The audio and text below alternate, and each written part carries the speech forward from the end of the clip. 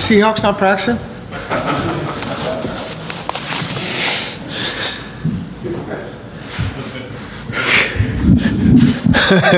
How's everybody doing? Glad we got a roster here, got a few new guys, but no, we're excited. This is great. This is it's time to go. And I think our guys have worked really hard this summer. We don't,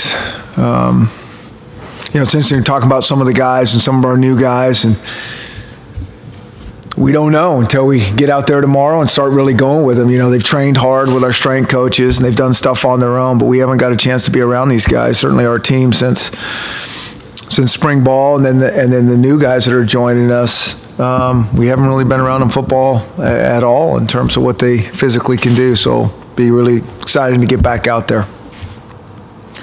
That being said, fire away. How much? You said in the beginning of fall, spring camp, that you weren't reloading, you were rebuilding, and basically you started back at day one, like you were starting all over again. Is that going to be the same plan for starting tomorrow? Or I think you guys have seen us practice for a long time now, and I think you know exactly how it goes. It's how it does go. We're very fundamental based. We don't pick up where we left off. We start over with everything we do, whether it's spring ball, fall camp, game week.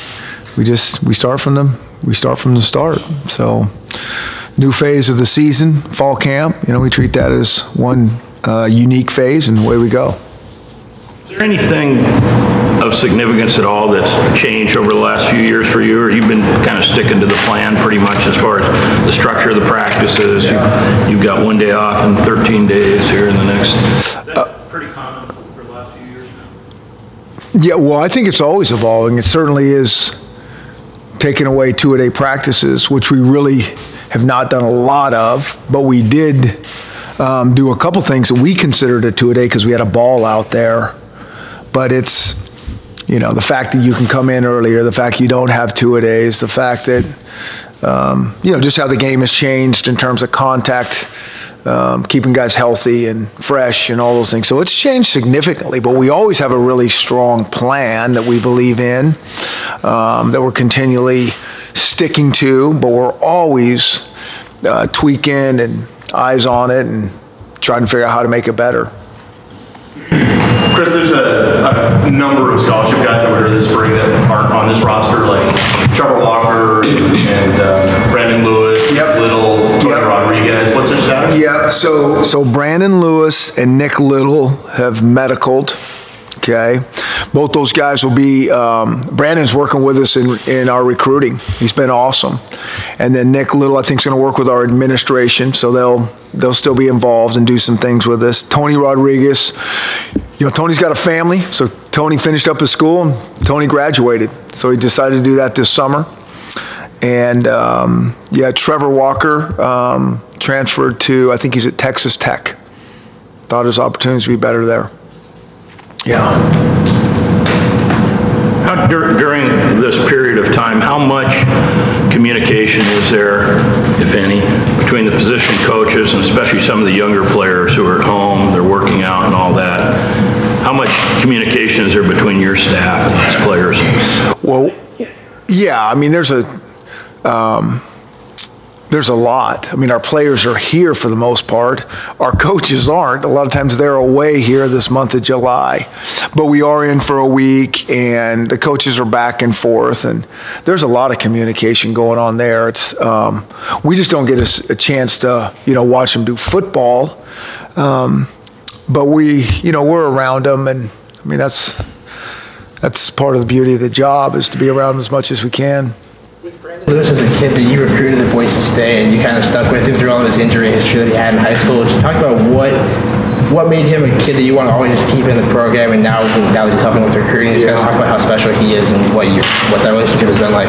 Yeah, it's been a bummer. Some guys just have the good fortune to stay healthy, and others just get a little bit bit by that injury bug. And Brandon had a little bit of that in high school, and he's had a few significant things here over time, and it's been really frustrating because he's,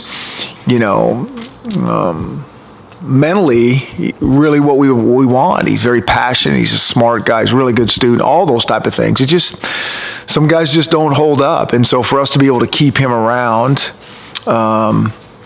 still going to get an unbelievable education. I mean, that's one of the beauties of coming here, I think. You just never know how this is going to go. And when the football thing ends faster than we'd like it to, you still getting something really, really special out of this whole thing. So it's awesome that he's still going to be around us. When you have 4 returning starting offensive linemen back, at least from last year, but a new offensive line coach, how much do you want those guys to kind of catch up to what Scott's doing, or is it vice versa, Scott kind of catching up to what they were doing the year before? Yeah. It's a little bit of both. Everybody getting on the same page. I mean, our schemes are the same. Right. The beauty with him is they're so much familiar with our system anyways, and the style of play that they played over there is similar to what we do. Now, there's a lot of little detail nuances, how they call things or differently, and how he coaches it. So but for the most part, I mean, these guys it's not like a bunch of coaches coming into a new program and, this is day one stuff. I mean, spring ball was good and smooth, but there's a lot of nuances that are different. Yeah, same exact thing. We do our thing. He's really learning the new language. 90% of what we do is our language, and then he'll have some things that his techniques that he's always referred to as this and that, and the kids will adapt quickly to all those type of things. And I always think that's a real healthy. It can be really healthy. These kids, they get used to their coach, they get used to how they call things, they get used to these certain techniques, but these are all good coaches that bring something new that they can use as a new technique that can just make them better. But it's not really, every guy gets used to his coach, and that's your comfort zone, and nobody likes to be out of your comfort zone. But once you embrace that and really open your arms and eyes to it, I think it's a real healthy thing in terms of growing and getting better. Chris, with Petersen's experience and role in your offense, could he see the type of volume to be a 80, 90 catch guy, or even threaten Reggie's single season work? You know what? That thinking right there, I don't think there's been one coach that has kind of even thought that or had that. We don't think this guy's going to catch this many balls. We need to figure out how to get balls to our playmakers, but we don't think like how many is he going to get. We think about balance in everything we do. That's our big thing with Dante Pettis, is who's going to be out there to really help take some pressure off him. But we're not, I don't throw the ball, but I know the guy that does, he's not going to throw it to him if he's covered and he's double covered or anything like that. So we got to find some guys that can, like it was last year. And I think we have a lot of weapons from our tight ends to our wide receivers. And, Dante will get his share. But how many in breaking school records, I have no idea on that.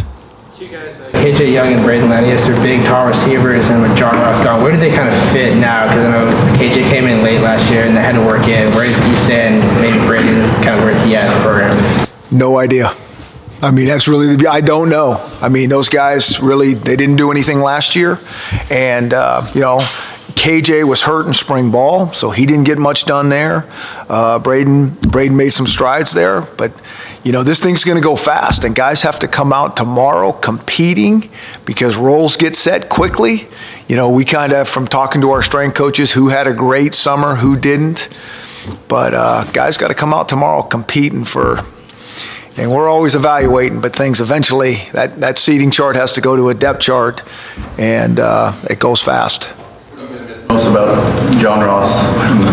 Is that a trick question, a joke? Where do you start?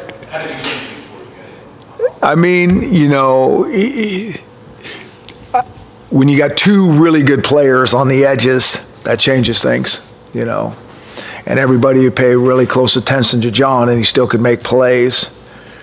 He's one of those things where it doesn't have to be all perfect. You get him the ball and some space, and he's going to make some guys miss and outrun some others. So, that's probably the biggest thing, is just how electric he can be when he touches the ball. But when you say miss, the first thing I think, I just miss him around here. I just like being around him. There's a lot of guys like that, those guys that have moved on. when you say that word, that's what I think about. Like, I don't think about Saturday just yet. I just think missing seeing those guys around here. You had obviously a successful year nationally. Washington got noticed. You had a really good run. You and your staff notice any particular difference when you're out there during the off-season recruiting and so on? Did you feel like maybe you were accepted more, or not a lot of change? Did you notice any additional credibility maybe? You know, I think sometimes I've got that question a bunch. And I think sometimes it's harder on the inside to know what the outside is really thinking. I think in general, you know, I said this before, I think our recruiting has been really, really strong. I mean, we wouldn't have played in the semifinals last year if our recruiting was not very strong from the start with, you know, you guys know the guys that we brought in here. And so it feels the same. You know, we're very methodical. It's not a big hype show. It's just we get a guy here and get a guy here and get a guy, you know, we just kind of keep putting the pieces to the puzzle together, and we're very diligent in doing homework. I mean, so the process seems the same to me. We're getting good guys, or we wouldn't be playing how we played last year. So we just want to keep this thing going. Now, whether there's a different perception about us out there, you know, it's hard to know from the inside. And I do think to really change perception, you know, takes time. It's not going to be one season. There's no change at all in approach as far as regional interest from outside of the West or more to the east and southeast and so on. Yeah, no, I think our approach stays the same. I think you got to know. I mean, there's just a lot of ways to do this, and you got to know your way, the strengths. And there's not one way to do it for sure, but you got to know the strengths and weaknesses, and then set your plan and go accordingly. And I think we feel really strongly. And you can get pulled a lot of different ways in anything you do. And you know, you got to be very careful to not, whatever we're talking about, be the jack of all trades, master of none. We got to figure out what our thing is and how we plan to get our little advantage and go with it, while being really mindful of the world is changing. You know, kids change, the whole thing. Are we still doing the best that we can do for our process? When you have guys like Josiah Bronson, Deshaun Williams, when they are local guys, they want to come back and be a part of this program, what are the expectations for guys that are walking on, and what do you kind of set up as their ideal roles? Yeah, the expectations are no different for those guys than anybody that comes in the locker room. I mean, once a guy comes in the locker room and joins us, we're all the same. I mean, it doesn't matter if a guy walks on or is a scholarship in terms of your attitude, your work ethic, how you treat the team, your teammates, what you think about the class, all those things. I mean, it's really not 1 second different. And you know, hope that those guys eventually can compete to do something. Brian, here's a kid that you offered during the recruiting process, and then he wound up walking on still, and apparently has earned a scholarship. Talk about what you've seen from him and what made you like to give him a scholarship now after the time that he put in from having a scholarship to walking on the job now. Yeah, Miles he's done a fabulous job. I mean, he's just a unique guy mindset-wise. He's super competitive. You know, a guy that's just always on top of his business. Nobody works harder in the building than him. I mean, he's just everything you want. And we thought that when we were recruiting him, sometimes numbers change when you go and a guy commits and all those type of things. I mean, he's the ideal guy that you'd love to be able to, you know, come here as a walk-on, because there's guys you're thinking, well, you don't know about any of these guys. You think you know, and there's a lot of guys that for whatever reason you think, gosh, we'd still like to get them in the program, and I think something could happen for them. Chris, what do you make of the overall depth as of now? There's obviously a month ago, but the defensive line up front. Yeah, I think going in, day one, I think our depth's fine. And we know how fast it can change in a day, you know. And so to do this thing how we want to do it, we have to have some luck. I mean, part of that being stay healthy. there's certain areas or certain positions that we have a little bit more depth than others. That's every team. I mean, it's just kind of how it goes. It's like, wow, all these guys are, here and healthy, and other guys have left early or haven't panned out or didn't do what we thought they were going to do, and we got them here. And so it's always work in progress. But I think right now we're okay. Is there one spot where the depth is kind of right now you don't think it's fine? You're curious about it? No, I think, like I said, I think we're fine. Now, again, you get 2 injuries at any position, and I think things significantly change. But, I think going in, we're okay, What kind of roles Levi play for you?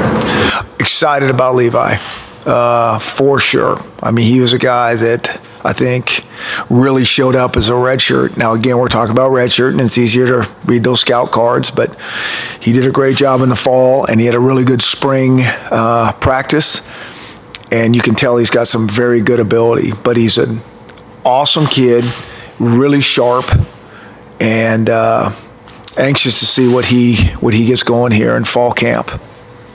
Any of the true freshmen that just went through the league that really impressed you, or I know you're going to say everyone you're anxious to see, but No. is there anybody that really stood out? No, what I'm going to say is we haven't seen those guys. We can't, we can see them lift weights.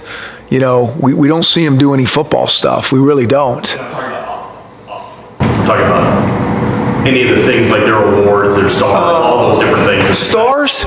Is that another Joe question? Yeah, I'm really impressed with a lot of their stars. Let's just start there. Who do you got at the top of the list? Hold on, I got to recover from that question. Yeah. I mean, I think there's going to be some guys that I'm really anxious to get out there to see. And I think it's interesting how fast it can change day 1 and 2 to week 2 and 3. When you start loading them down with, okay, we're putting all this stuff in, and they get very confused, and it's hard to be a good athlete when you're thinking so much. And so who can really handle this? So, I think there's some guys that we're really looking at. There's probably a handful of those guys, just depth-wise, that we were talking about there, and maybe what they've done, their skill set coming in that might have a chance to compete. But it always changes, it really does. Like, I don't know if we were thinking about Myles Gaskin.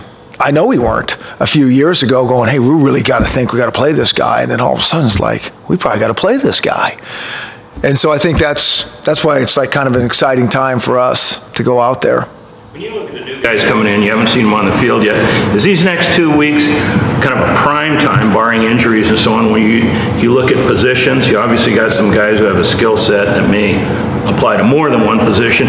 Is that kind of in your plan for the next few weeks? Does that go on all year? Yeah, it's certainly. I mean, the next few weeks are critical to get a really good starting point. Tomorrow's not the starting point. The next couple of weeks are, and okay, what do we do with this? Because we can get through 3 weeks of fall camp and think, we're really good here. And then game 4, some things start to happen. So you're really trying to project, this is a long season. And where's this guy going to be in another month? And do we need to? So it's kind of the beauty of what we're trying to figure out as we go through this. We really don't have any answers on young guys at this point, but we're excited about it. I've always said that it's Christmas morning. We actually get to go out there and see what they look like, that first day. Coach, being down in LA for media days, it's interesting to seeing all the coaches in one setting like that. They're all talking about how hard this conference really is. Some of them have a lot of questions about quarterbacks, and it's interesting to see everybody in that setting. What did you take away from being around the coaches and players? And I know you took away you don't want to do any more media. Yeah, probably just that. I mean, I think that's one of the things about our conference that I think you guys probably know that follow this conference closely. I think there's a tremendous amount of parity in this conference. I think more so than at least what I know that's out there. It's hard for me to gauge other conferences because I'm looking at them from afar. But I just know, and I knew that coming here. I mean, I told you you guys that from the very start. It's like this is a really hard league to win every week, and I think sometimes,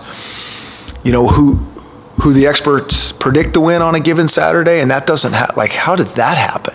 Like, you see that a lot, I think, in this league. Well, because I think it's hard, and I really believe that if you don't show up with your best when we play in our league, that you're going to lose.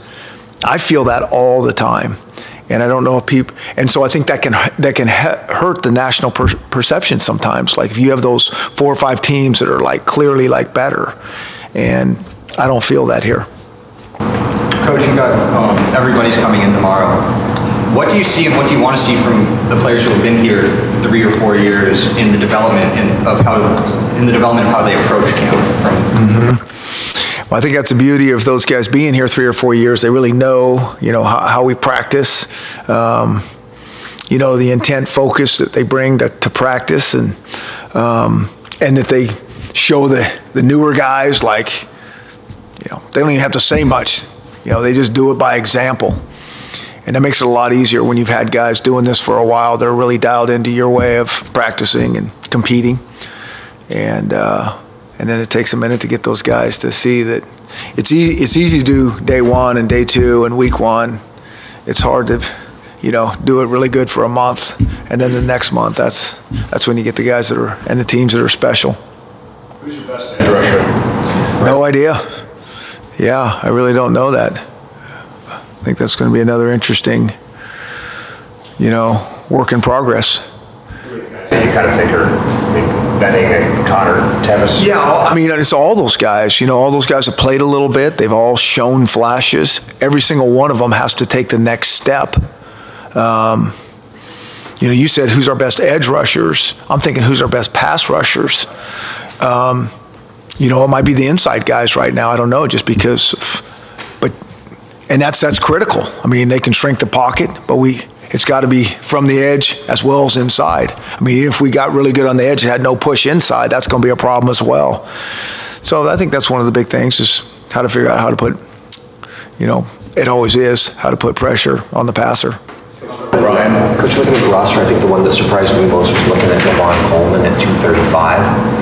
He looks good. We'll talk a little bit about. Is that what he is? He's big. Yeah, he's a big back. I hope he can move. See, that's what I'm saying. I haven't seen these guys. That might be too big. I think, like I say, Levon and Miles were such a great combination last year. I really like that. Their styles are completely different, and I think they complement each other really, really well. But again, I think it always comes down to speed, quickness, movement, vision at the running back position. I don't really care if Levon's 235 or 225. I just want him to be able to move. So if he can move as well as he did last year at that weight, that's awesome. I know a lot of you guys know. A lot of people get hung up on these tangible measurements, and they are important. But I think there's a lot more to the game. That's what's inside their brain and their heart than if a guy gained 5 pounds. It's Coleman coming back. Where does a guy like Sean McGrew fit in, younger kid, but showed some in the spring, kind of showed his speed in the spring? Where does a guy like that fit in with Coleman coming back to pair with Gaskin? Yeah, and then you got Kamari Pleasant in there, and you got Savon Ahmad in there, and so that's going to be part of the interesting battles going on right now. And Savon can catch the ball, and so we might do some things with him out wide as well, and just see where it goes. But by committee, because you have so many talented back versus leaning on Gaskin the first 2 years, but and him getting 1,000 yards, maybe you can kind of tailor him back so he doesn't get worn out. Is that kind of the plan? Or? Well, I think that's what we kind of had going last year. We were lucky that both Miles and Levon stayed healthy. I think if you just got one guy carrying all the time, that is just, they all think they want to do that, early on. But if you want to play the whole season, you need some guys that can help you out. And so that was a nice combination. But again, we've been fortunate the year before or 2 years before. We were scratching and clawing to figure out who we were going to put back there. We got the injury bug there, so it always seems to work itself out. During the interviews, one of your players talked about the King, after practice, spending time, cornerback, working with a freshman who ended up Kevin King, yeah. Yeah, I'm sorry, Kevin King. And made a point that made an impression on him seeing that. Is that the kind of leadership that just surfaces? Is that something, those attributes that you can kind of see early in a player's career? Or does that evolve over time? Well, yeah, I think a little bit of both. You know, I think the leadership thing has to come through time and work and concentration. It's so hard for young guys to be leaders. I don't care how good they are. You're just trying to figure your own self out. You got to be able to take care of yourself first. Then you got to be able to produce to be any sort of leader, and that takes time. But, you know, that's the kind of team that we want to have, and that's the type of team that we do. I mean, our old guys they'll spend time with the young guys. They want to get them up to speed. They want to help them. I mean, I think we've done that for a long time. And that thing about a young guy walking in the locker room having to earn his stripes before, you know, we've all been there with the old guys, make the young guys feel poorly. And, you know, you're a freshman, you're a new, we don't do that. We've never adhered to that. You know, I think the days of when guys, you know, they talk about no hazing and all that, you know, when I heard that, I was like, oh, that's a bummer, because we were so against that forever. It's like, that's common sense. Why would you do that to you're trying to make them feel part of your whole family, and then guys are doing that to them because that happened to them back in the day. I mean, that makes no sense to us. So in terms of taking care of the young and the new, that's one of the things we want to do from day one anyways. And our old guys get that, and when they can, you know, and when that stuff comes from Kevin King, it has more of an effect half the time than it does if it comes from Jimmy Lake or one of our position coaches. That's when things really start to happen. Chris, do you think that there is an effect when the younger guys, whether the Byron Murphys or the Isaiah Gilchrist, see the Kevin Kings, the Buda Bakers, and those guys go off to the league? Do you think there's a tangible effect where those guys see what the success that they're having because of the work that they put in side by side, and that pays off, and that just keeps kind of paying it forward?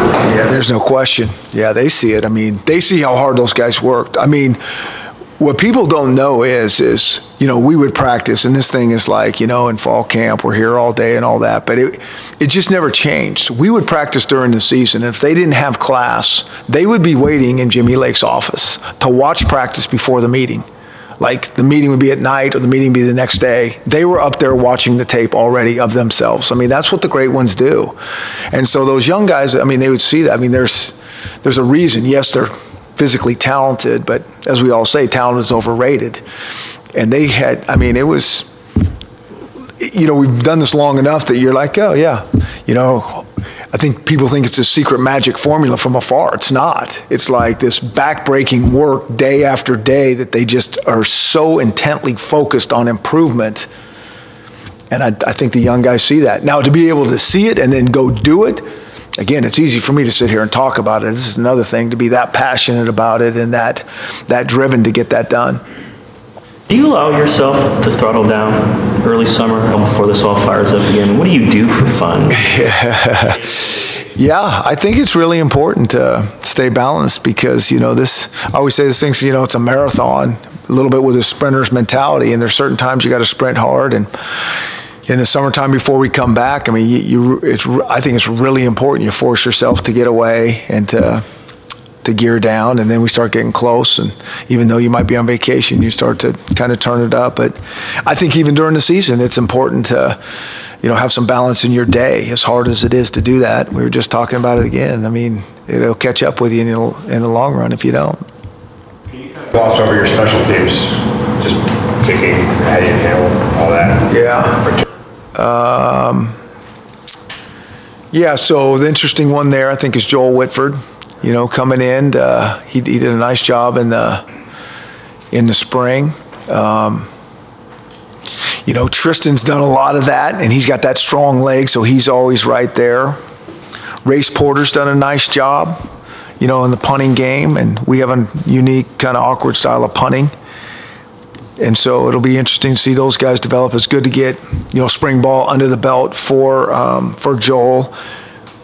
Be nice to put him under some heat a little bit more and see how he responds. But I think we're excited about those guys, and I'm excited for Tristan in terms of, you know, the field goal part of things. It's never been his show, and now going into this, you know, he's got a tremendously strong leg, but same old thing. I mean, I think that can be overrated. You know, I mean, if we're hit and miss balls on the 25-yard line, I mean, I want to know where we're going to make this thing almost 100% of the time. Show me where that marker, and then we know what to do. We know where unless it's a desperation thing. I'm not into 50-yard field goals that are, flip of the coin. I want to know, okay, if we're going to kick this thing, we're going to get the points, or other than that, we're going to go for it. So that'll be interesting to see how that whole thing shakes down. And, there's Van Soderberg and some other guys in there that are working really hard, and they're all pushing each other. But everybody wants to talk about offense and defense, and I get it. That kicking game's going to be critical. For now, kickoffs and field goals. What's that? Tristan's got both for now, kickoffs and field goals. Well, yeah, he's in the mix. I mean, like I said, I'm saying Tristan this, Tristan that.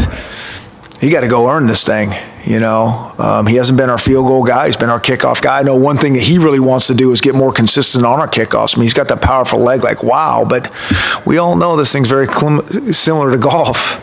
You see yourself not having a rugby-style punter? I mean, is that kind of just where you are now with your philosophy? I think with the rules in college football, it's really hard to not have that style.